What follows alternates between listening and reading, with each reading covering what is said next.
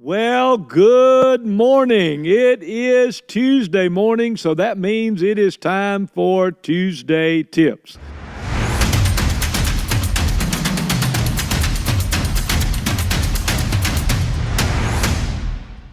I'm so excited to be with you today on Tuesday Tips because we're going to talk about a subject. I've got Pastor Murray Cartenson with me today, and he's our executive pastor. And we've got a question that I know is here, and I'm excited about talking about it simply because 1983, Pastor Murray, we started our church in 1982. In 1983, a couple came to our church. They visited one Sunday. They stayed. They became members. And then he was a manager of a major a business here in Clemens. He had moved here, and he was over thousands of people. And he asked me a question one day. He said, "Pastor, do you have a budget for the church?" And I said, "Well, no, we don't have any money. Why would we have a budget? We don't have much money." And he said, "No, Pastor," he said, you got money. You just don't know where it's going because you don't have a budget." And so the question that I have today is, what is the value and why should churches operate with a budget? And then what is the main focus of a budget?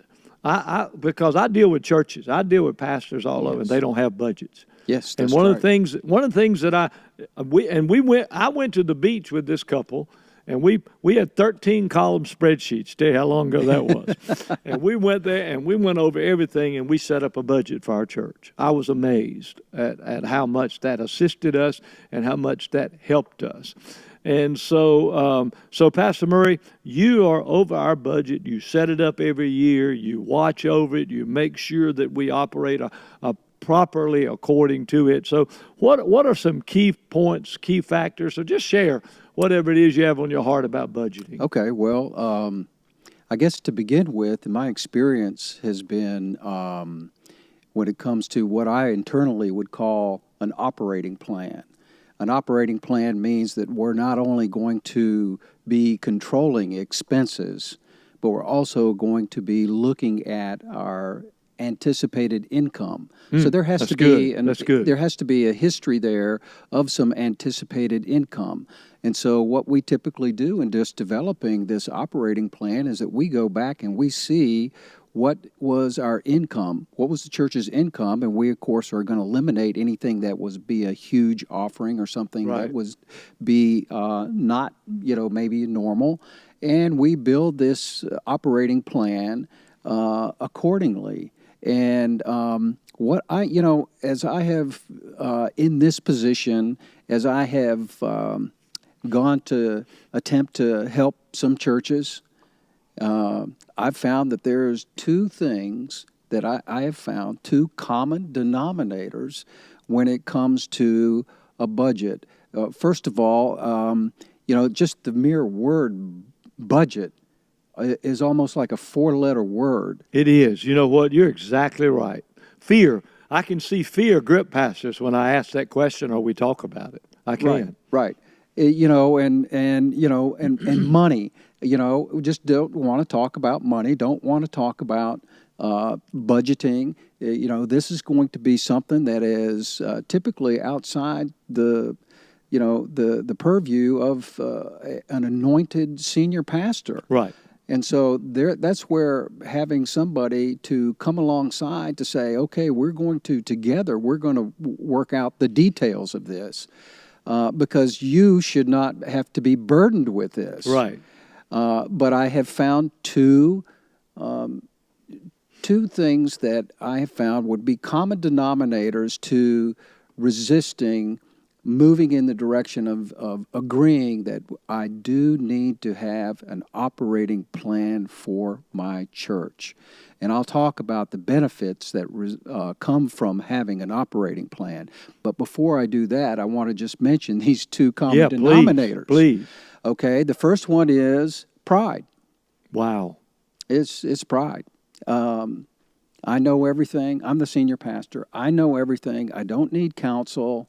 We are still surviving. We're still making it, even though, I heard from the Lord to go buy, $800,000 worth of property. And so I've done that. And now the church is in arrears at the bank and we are suffering. We've had to cut our staff by 2/3 and we are just barely alive. There's just not even a little bit of a pulse. Well, it could very well be that was misread. Yeah. That God didn't say, go buy that land, that's going to cause you to go broke. Yeah. Yeah. Maybe that was just something that was off. So I've seen that just, I know it all. I can handle it. We're going to be fine. We're going to be good. And there's no counsel with a team. Right. So the person is not really leading, in that category that you do. Mm-hmm. And, so that's number one. And the second one that I've found, which is a common denominator, is there's no tithing and offering from the church going out. You know what? That is one of the things that I have found from churches. I agree with both of those. Because I've seen it in both of them. Pride and not giving. The church is not tithing. I just ask you if you're a senior pastor today, or if you're, and you stand on your platform and you ask your members to tithe, but the church doesn't tithe. We give away probably 20 to 25% of our income. Yes. It's a substantial number. Right, it is. I mean, that's probably now more income than many churches in America. Right. What goes out the door. Right. And we sow into good ground. We do.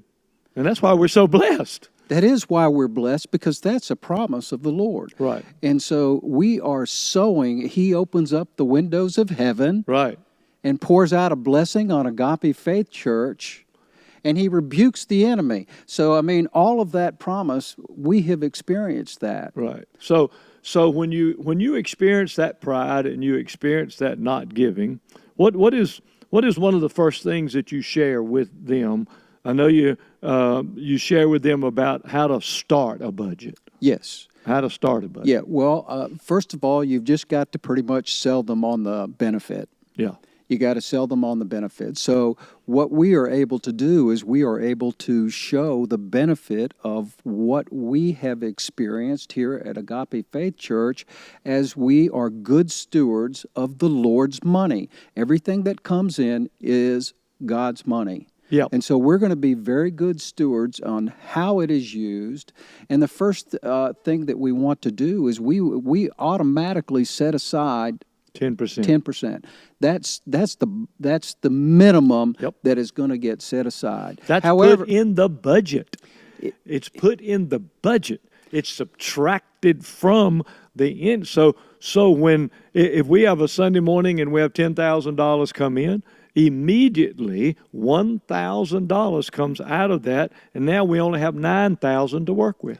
That's right. When it comes to the rest of the church. And because it is taken out immediately and it is set aside in what we sort of call the God account, because this is God's money now that is going to be going out, that is first fruit. Yeah, exactly. It's the first thing we do before we pay any bills, before we do anything. And let me tell you, this is a real good thing to do in your personal life. It's really good to, when you get paid, the first thing you do is you put at least 10% into a fund. My wife and I, we call it our God account. That's first fruit. We put it in there. We are not going to touch it. We are going to bring it to the church. Amen. And anything that is over and above that, because we do that too, just like we do at the church, 20 to 25% is just going to be in that account, and it's going into good ground. Amen. It's going into our master's plan. It's going into other ministries that we're associated with, just like we do here at Agape Faith Church. So even though we are planting $10,000 or 10% into a sub account, if you will, we are giving over and above that, and we are tremendously blessed. Yeah, and that's part of our budgeting process. Yes. That when let's say we're gonna budget $120,000 income for the year. Well, we're going to build our expenses from the $120,000 coming in. However, part of that is 10%. So that means that 12,000 of that is coming right off the top. So actually, we've only got 100 and whatever that amounts, 118,000. 100 what? 118,000 that we're going to have, that we're going to set aside now to operate the budget with. Yes. Because we take the 10% off. Yes. And so you don't, when you begin to do that, and the first thing you do with a budget, and I'm so glad you said that, the first thing you do with your church budget is you set aside that 10%.